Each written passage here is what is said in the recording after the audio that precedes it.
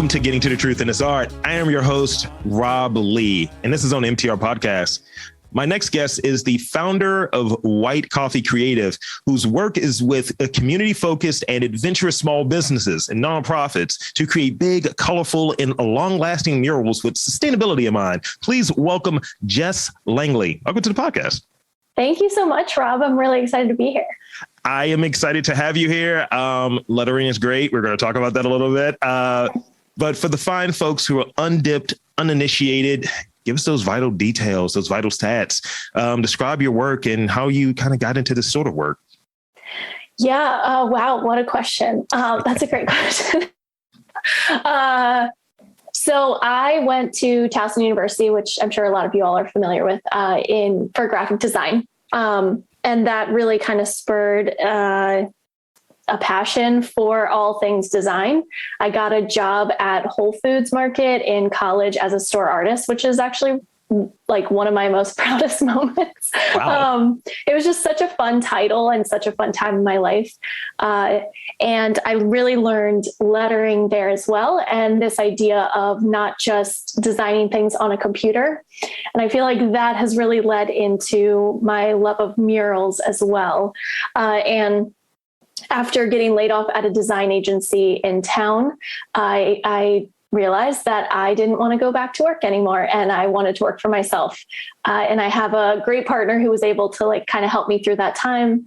And I just started painting and getting out there. And I painted for a local brewery, Monument City Brewing, their sign. And from there, it really kind of snowballed.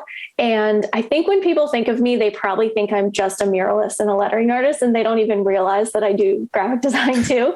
But it's because that's not what the people want on Instagram. You know, they want to see those pretty, colorful murals. So it took me probably about 2 or 3 years to really own that color was a part of my literally my identity, but also my style. Sure. And since then, it's kind of exploded. I love to hear it. Yeah. So why lettering? Like, give me that. Like, why is that like something of interest for you? I mean, I've answered the question like for this, like, why podcast? And it's like, because I never know how to shut up. I'm sure yours is different, but me, I never know how to shut up. So I'll stop and shut up right now and let you take the floor. Not really. Yeah. Yeah. Yeah. And so lettering for me is really closely tied to typography, and typography is one of the bases of, I feel like I'm saying that word wrong, but like the most integral parts of graphic design. Mm-hmm. And so being able to transform letters and use these words and these phrases and these messages to either showcase a brand or a business and bring more customers their way, or to, have a positive message on the side of the building, or like a fun one too. Yeah. I think that's why I started to fall in love with the idea of murals and making this a ginormous piece of design. And it's funny too that you even mentioned lettering, because it's something that I've been reconsidering in a sense, right? Like that was such a part of who I was for so long. Yeah. And then I realized, and again, you probably don't feel like this because you're a great podcast person, but it was like that, almost like that imposter syndrome, where I was like, am I really that good at lettering? When I see all these other people who, I mean, like I now at this point do all of my work digitally, and then I transfer it to a wall. So I'm never using like a very traditional method is to use like tracing paper and do it over and over and over and over again. And I was like, I've just always gone to the computer first. Like even when I was doing even when I do design work or branding, I usually go to the computer first and I work out my ideas there, which really says like the generation I'm from, right? Like the generation that we're a part of. But so I do consider what I do lettering, but I also at the same time don't. So I love that you kind of, that's how you see it, because I think that is a really, it's like an easy way to identify it and a way for people to be like, oh, that's what you do. And they instantly can think about what that is in their head. But yeah, I mean, I think it's really more about how lettering is words, and words leave that lasting impact. So combining it with some type of visual and color, it just makes it more memorable. Legitimate. That's super legit. Yeah. I think sometimes having maybe that discourse or that feedback in kind of an open way, not in a critical way, but in an open way, where for the longest time I would have trouble trying to explain, like, I talked to interesting people in Baltimore, and I remember speaking with someone who was in radio, just had a different vantage point, but does something kind of similar. It was like, you're aiding folks in telling stories. You're kind of a storyteller. And I was like, that is what I am. So, having that resonate with them and then kind of cycle back to me, it's like, oh yeah, that's legit. That makes sense. Mm-hmm. I like that. I like the way you just described that too. So typography, vintage engraving, minimalist design, and icon. So like, is it the simplicity that really resonates with you? Is it the boldness? Like, what about it? Because when I immediately think of branding. My background was in marketing before I got into podcasting. And I just think you see something emboldened, like I'm looking at, I have all of my small tchotchkes and merch in this old toolbox, and it has a sticker on there from Vupreme. So it's from like the View skateboards, what have you, but it looks like Supreme, obviously. So the Supreme thing is what resonates. And from this vantage point, I can only see the P to the rest of the word. And that really pops out as really iconic, and it really resonates to the point that someone kind of aped it and copied it. What about like those styles of those visual styles really resonate with you? Is it that boldness? Is it that simplicity? Yeah, for sure. I definitely feel like modern is probably the best way to describe my style, if you were just to have to sum it up in one word. But I also have that branding background. So I feel like the consistency of like lettering styles, like I think some people who are lettering artists like to play with a variety of different styles and different looks, just like other artists, right? There are illustrators out there that have one unique style and then some that do 10 different styles. Yeah. So I feel like, the thing that I am really drawn to is the stuff that feels modern, but it also feels like it doesn't feel too masculine or too feminine a lot either. It kind of balances that line of, just being something that's approachable.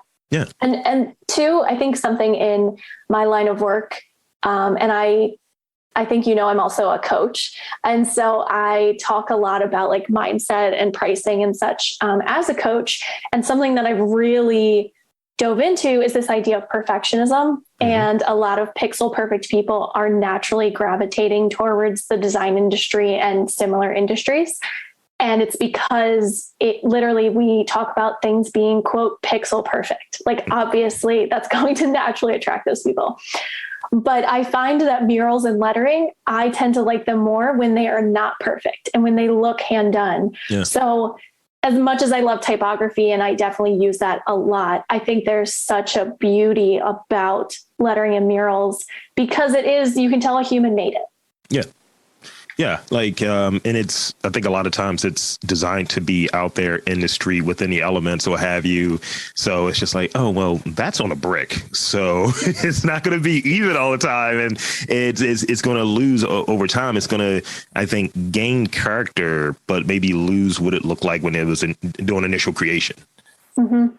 That's such a good point, too, because I know a lot of muralists who love to paint on surfaces that are super smooth, like drywall. Mm-hmm. And it's funny because I love brick. Like one of my friends calls me the brick queen because she's like, you like are so good at painting on brick. And I think it's just because I've known it, I've used it a lot. Yeah. And I love that it doesn't have to be perfect. Like you see mistakes so much more on drywall than you see on brick. That's true. It's almost like one of those things where it's like, look, you have it easy with this drywall, so right. Be pixel perfect, as it were. Yeah. So which local businesses stick out because of their branding, namely their lettering, namely their visual component, and what really like pops for you? Is it the color? Is it the type of font they use? Maybe the layout? What really works for you in terms of some of the local brands? Yeah, that's a great question. I'm going to name three that I'm thinking of right now. Zeke's, because I was there just today. But I love the simplicity of like their black and white design. And they have a crab coffee bean, a crab bean, is it right? Is their thing?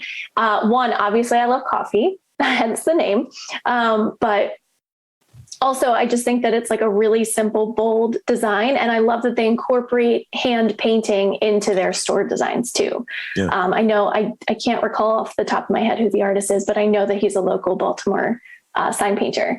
And then number two, I'm going to call out one of my clients, Christopher Schaefer Clothier. So I don't know if you're familiar with him, but he and his whole crew are absolutely amazing. And they just, I think because I know how charismatic he is and the words aren't coming to me right now, but like, for example, their door is bright pink and they sell menswear and they make custom menswear. And I feel like it's so fashionable and accepting and also like fun, but while still having this more serious type of vibe. I mean, I think of the owner as like, kind of like, he's like a party artist businessman, like to combine all those things, this idea of like celebrating, and then having, a very nice professional looking suit. So I'm also going to say that, I also love his branding because I got to paint the front of his building and it was all black and pink on brick, like terracotta colored brick. Yeah. And so it stood out so interestingly to me. And he was interested in it being very fun and engaging. Like we did a fun arrow design with suits going down it and then it like travels down the building. And so that's another one, a great example. And then the third would be Good Neighbor. Again, I'm going to throw out another coffee shop. Yes. I think I just saw in their Instagram that Dwell named them like #1 interior spaces or something. Yes. I'm absolutely obsessed with them and their green space as well. Just the fact that they have so much greenery and yard. I kind of think of it as a yard, but I don't know if you've been there recently, but they've done so much landscaping and there's like just a lot of places to sit and there's grass and trees and there's artwork everywhere. And I just feel like the aesthetic of that store is this Scandinavian meets modern meets mid-century. And it's very much up my alley. But what I also love about their brand and the way that they come across is that it is very approachable and friendly. And their illustrations say that too, in the way that they also have, like hand painted signs, that glass A-frame that they have, which I love. That mirror, it's a mirror.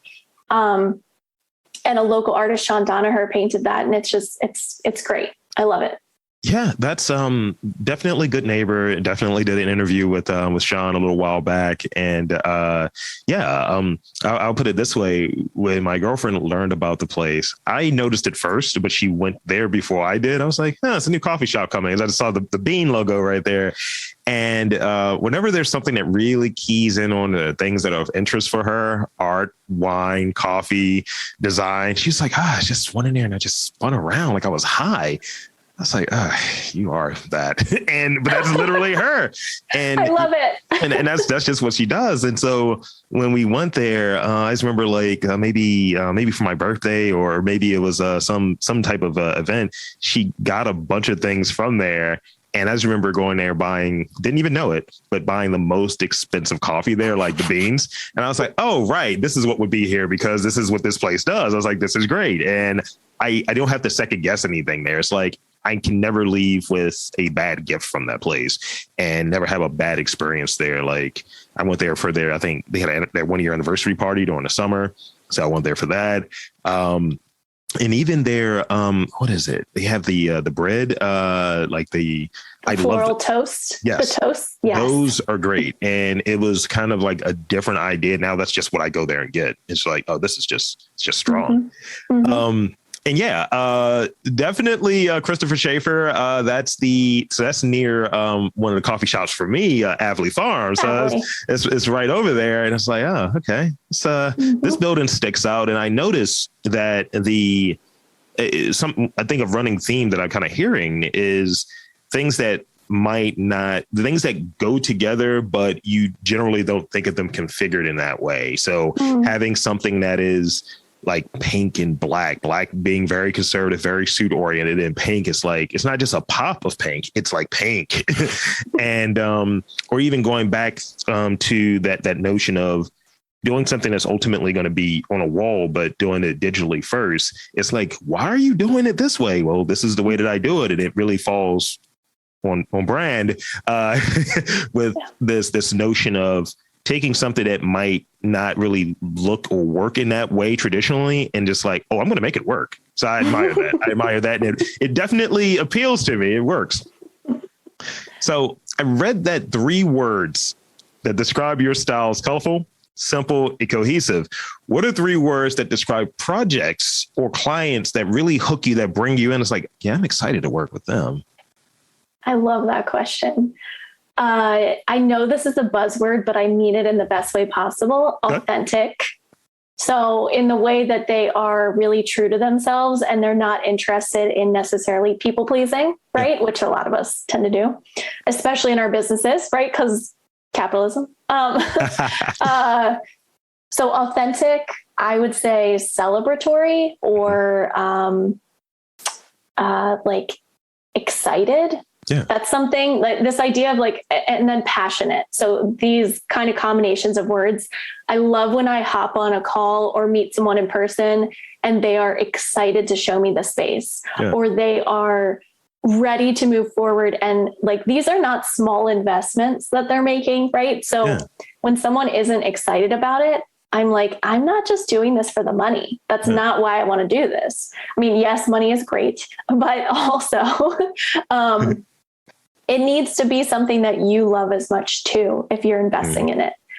And so I really like to, for the most part, I would say that passionate is probably the bigger word that I find as a core theme across my clients between both businesses, nonprofits, and just residences that I've worked with too.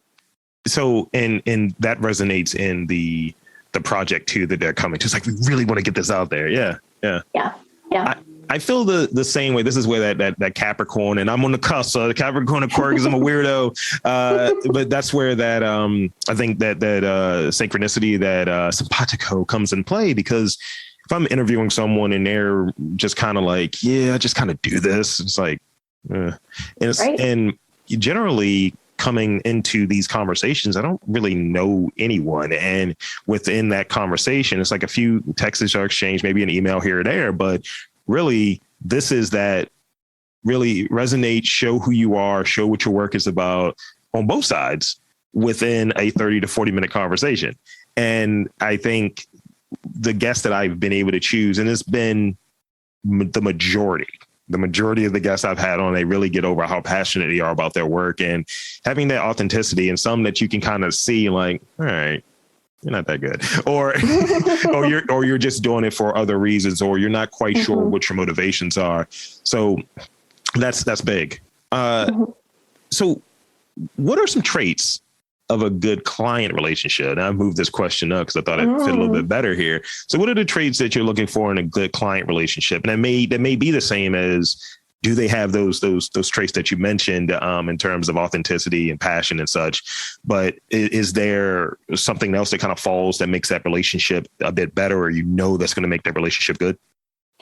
Yeah. Another great question. I mean, goodness. Oh, thank you. So I actually have in my new project form for all clients, I have this, are we a good fit? And there's a bunch of questions that I ask them that range from literally their personality, because I love personality assessments, but also to, what's your working style? So I feel like some of the traits are going to be a lot of, I think one of the biggest ones is trusting that I am here to help you. I think that early on in my career, and just from other designers and people in the industry, I've heard some people are pixel pushers is what they call them. And so where they're very much, they have the vision in their head and they just want you to execute it. And that's fine. There is a space for that, but that is not what I'm here to do. So to know that my client is willing to trust me and able to kind of let go of some of that control and realize that the expertise that I bring is here to help them. That's really important to me. Again, going back to like that they are celebratory, like a lot of the people I feel like that I attract are like party people. Mm-hmm. So like I said, I've worked with Christopher Schaefer Clothier. One of my first colorful murals actually was Haven Street Ballroom, which is a wedding venue. And literally she wanted like a cotton candy coated Instagrammable mural on the front of her building. Yeah. So like, it's funny because I don't necessarily see myself as a party person, but I love that energy that people bring, you know? Yeah. And then I would also say that something, again, like the sustainability, the social justice, like those things that's a big part, especially in today's climate, but also just things that resonate with me. You know, I'm not interested in someone who isn't into Black Lives Matter for the fact that you can say, oh, I'm not into it, you know, or like, says a misogynistic comment, like that's not really gonna work. It's not my lane, not my lane there. Yeah.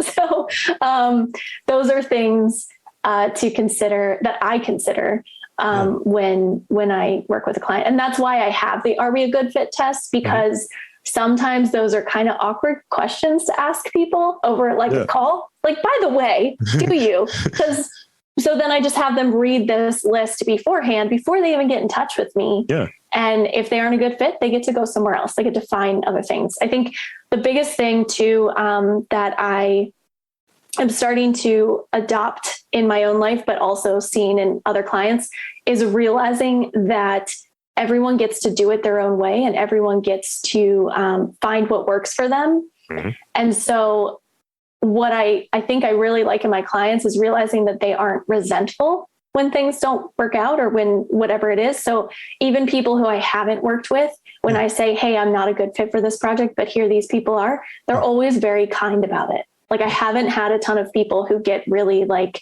upset with me. Yeah. And I think that's a good trait.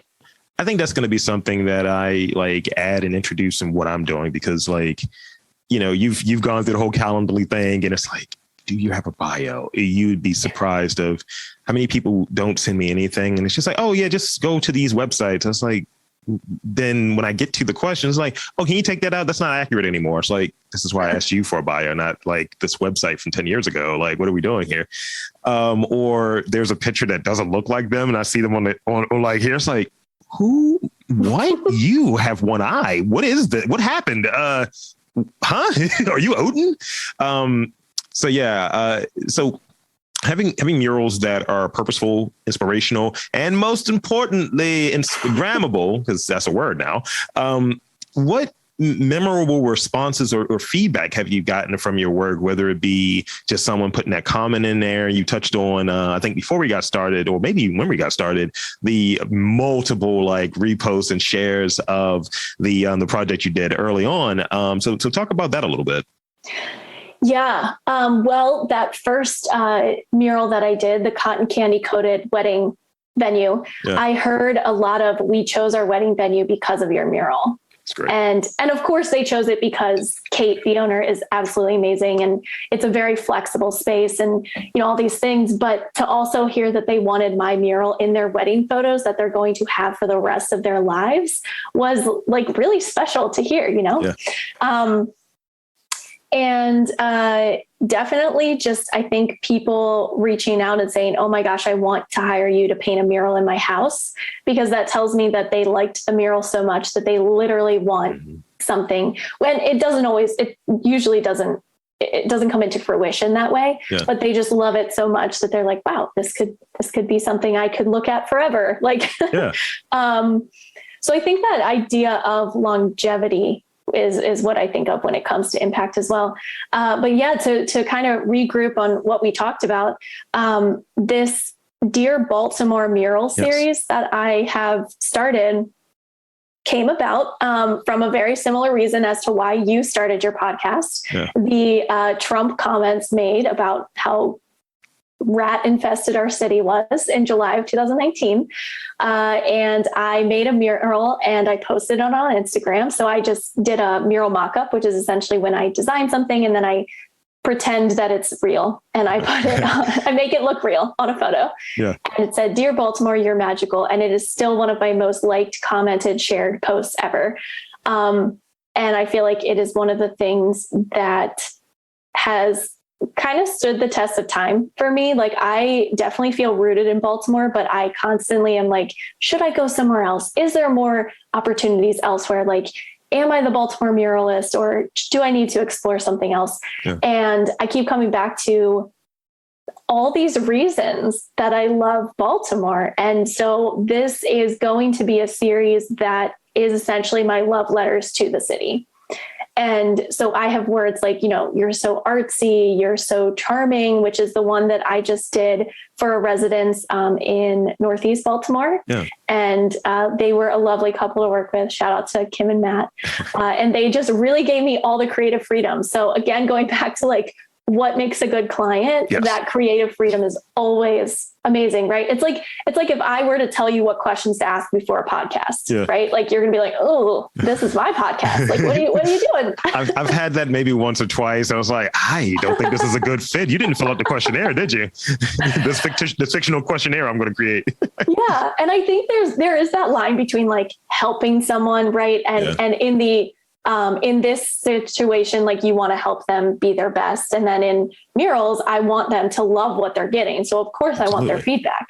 Yeah. But yeah, that mural is probably one of my favorites. And if you all haven't seen it, it says, "Dear Baltimore, you're so charming." And it literally has a ton of Baltimore icons all over it on a garage in Northeast Baltimore. And so the colors are kind of retro, and it just came together really nicely. That's fantastic. Mm-hmm. The last question I have before I get into my rapid fire questions, which I think I purposely didn't send you. So tell me about your interest in being an environmental advocate, because that's a piece of it as well, as within the mantras, within the ethos of what you're doing. Sustainability is a big part of it. So tell us about that. Yeah. Well, I think like most of us, it started from like seeing a turtle with a straw up its nose on Instagram. Yeah. And I was like, well, what is this? Right. And it quickly became what people are coining eco-anxiety. So it quickly became a thing for me where I was like, I can never use a plastic bag again. I can never use a straw. I can never use a piece of plastic cutlery when I'm out. And I will say that COVID kind of helped me work through some of that, because it was causing me a lot of anxiety. And I learned that, at the end of the day, the individual responsibility is so much smaller than those 10 corporations who are single-handedly kind of, ruining things. But yes, again, I think that the more that I research, the more that I realize that there are other ways that you can incorporate being sustainable into your life. And that as a society, we've really moved away from longevity and we moved into convenience. Yes. And so really tying back to that, like, what is my impact? I don't want to leave a bunch of trash. I don't want to buy fast fashion anymore because I know it's going to go out of style within a year. And then where does that end up? So all of these personal principles that I was starting to live by, I was like, well, how can I make painting murals more sustainable? Like, how can I find those companies that are doing a really good job with helping the environment? And one of the companies, the nonprofits that I worked with is Trash Free Maryland, who is an amazing organization. They do a lot of legislation. They're the ones who helped pass the ban the plastic bag. So that's why everything is like brown bags now, which is exciting. And so I started to really think like, well, what does it mean to be a sustainable muralist? And I realized that paint pollution is a thing. So like VOCs, which you will see on a paint can. So there's that, but also like recycling your paint can afterwards, or making sure that the paint doesn't go into like the regular trash can, which is something I am now exploring and trying to learn about, well, where do I take it? Where is the hazardous waste in Baltimore City? Yeah. But also to the point of like tape. A lot of people use painter's tape, and I'm not knocking it. I use projectors. I don't freehand a lot of stuff. And I know that people like to criticize that. But tape is not recyclable, right? Because it's sticky. So I'm really tying this all together. No. I started to lean into the hand doneness, and I was like, I'm not going to use tape. I'm just going to paint it, and it's going, and I got better, right? I got better at straight lines, because the more you practice, the better you get. But yeah, so a lot of that stuff, it even comes down to like reusing like yogurt containers, right? Those giant yogurt containers that you get, or sour cream. Yeah. And you can use those to hold paint in, and then put them and change out different colors. So, yeah, it's still, I would say it's definitely like a lifelong journey of figuring out how I can help, but also knowing that I don't need to do it all, and that I don't need to beat myself up if I use painter's tape for one instance. Right. Yeah. I mean, that's the thing that I've kind of gotten to with this meal prep thing that I've been doing. And I was like, I need to figure out a way to not make this single use versus just feeling like crappy that it's like, oh, you brought in some plastic and blah, blah, blah. It's just like what's a better version of this? But it's like, what's the reason why I'm doing it? And it's like, well, it's going to stop me from going there buying a bunch of plastic bags. This comes in a cardboard box, and kind of doing this balancing act of, you got some of this, but then you have some of this. And it's like, how can I break this down to make, how much plastic are they using? And I see that they've shifted to thinner plastic. And I was like, okay, that's at least an attempt on their side to be more sustainable, more socially responsible, and things of that nature. But still, it's like, all right, you wanted to get here, and you wanted to get here undamaged. So it's like, what does that look like ultimately? And it's for me, it's cauliflower crust. That's what it is for me. It's like, and by that I mean, it's like, is it the thing or is it not? Because like cauliflower crust, it's like, yeah, some people say it's great, but you want that gluten crust if you're gonna have a pizza. At least that's my thought. At least that's my thought. Yeah. But yeah, it's just I feel you. It's like, make an attempt and try to just do better. And I realized today that I have a shirt that's 22 years old. So I'm like, all right, at least I'm doing something right. At least I'm doing something. Try. Yep. So that's pretty much all I have for the main questions, but I'm going to run by a group of rapid fire questions. And the way that these rapid fire questions work is you don't have to provide any extra context unless you really have the desire to provide extra context. Yeah, that's pretty much it. So what is your motto? Oh my gosh. Find your magic. I love it. Favorite national park? Oh my God. You didn't mention this, or you didn't ask this, but one of my goals is to hit every single national park by the time I'm 50. You saw it. I was researching it. Yeah. Okay. So I just went to Acadia National Park this summer. Shenandoah National Park is one of our go-tos because it's so close. But I feel like Zion is probably at the top of the list. It was just so different. Okay. So different. Favorite font? Oh my God. I just added this one, by the way, because I felt a little trolly. I was like, I am going to troll Jess. Oh, wow. I'm a wingdings kind of guy.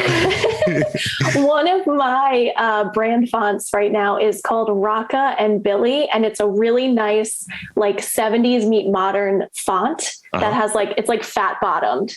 If you kind of, yeah. It's a little Queen's reference, little Queen reference there. I like there it. You go. Yeah, there you go. What are the three most used colors in your palette?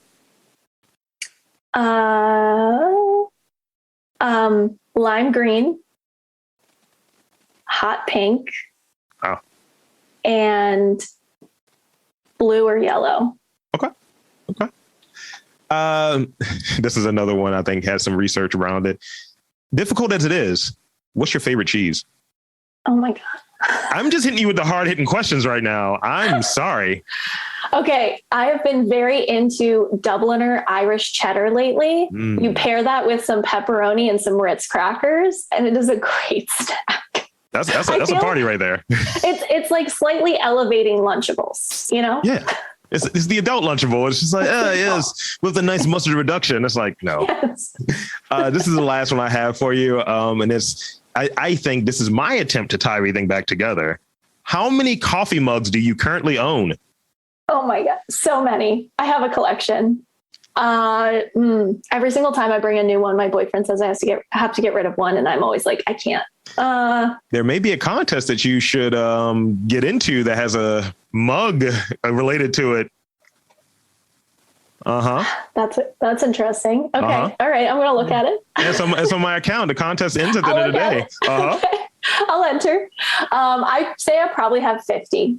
I'm just going to go. Yeah, I probably do. Let me tell you that when I collect, like, I tend to find handmade mugs, and I tend to find them from places I've traveled to. That's cool. But you don't openly always know that it's from that place. Like, just, I know that. Okay. You just put a little etch on there. It's like Vermont.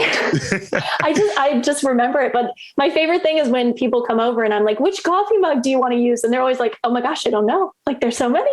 That was actually one of the first gifts from my girlfriend was coffee mugs and coffee and a French press. She was like, yeah, this is very self-serving. This is not really a gift for you as much as for me when I'm staying over. And I was like, wow, this is great. And then they're initialed. And mine has my name on it, and it has an R on there, and hers does not have the first initial of her name on it. It has a P for princess. That's I feel where like she you started. Are my kind of people, though. That's a great gift. And they're gilded too, by the way. So amazing. That's all the questions that I have. You're off the hot seat for these rapid fire questions, but please, I want to invite you to plug away. Where can they check you out? Your website, social media, and thank you again for coming on to this podcast. Thank you so much. This is really fun. I really appreciate it. Let's see. I would definitely say Instagram is going to be the best place. So if you want to get in touch with me or look at the murals or explore any of my mindset and pricing coaching, I am on Instagram at White Coffee Creative Co. and also at The Colorful Jess. So there you have it, folks. For Jess Langley from White Coffee Creative Co. I'm Rob Lee saying that there's art, dope ass murals in and around Baltimore. You just got to look for them.